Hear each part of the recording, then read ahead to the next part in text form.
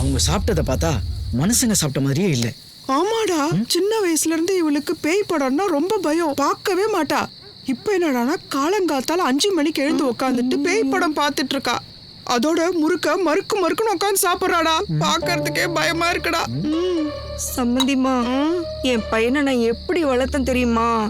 Cigarette குடினா அவனுக்கு அறவே பிடிக்காது. ஆனா இப்ப தப்பெல்லாம் பண்றான்.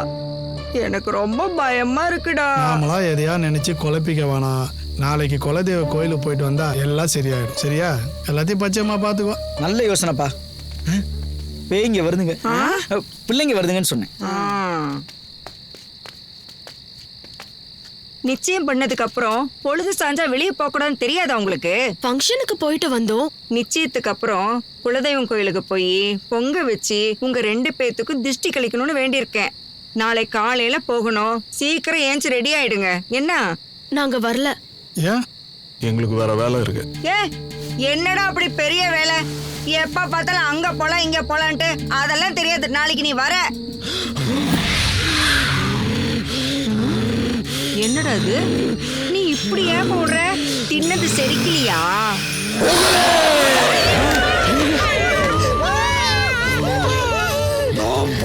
ಬರ್ಲಾಂ ತಾಳಿದೀನಿ. ನೀನು ಬಾ ಅಂತೀಯ. ಎಲ್ಲಿ ಹೋಗ್ಬೇಕು ಎಲ್ಲಿ ಬರಬೇಕು ಅಂತ ನಾ ಗೊತ್ತು. ಮಾತಾಡಬೇಡಿ, ಅರ್ಥ ಆಯ್ತಾ? வரலங்கற நீ வாங்கற ஒரு வாட்டி சொன்னா புரியாதா?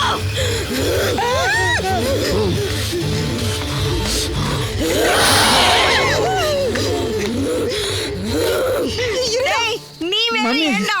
விடுடா கைய. ஏன் புருஷன்?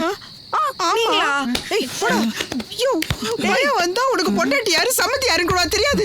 அடவா உனக்கு இருக்குது.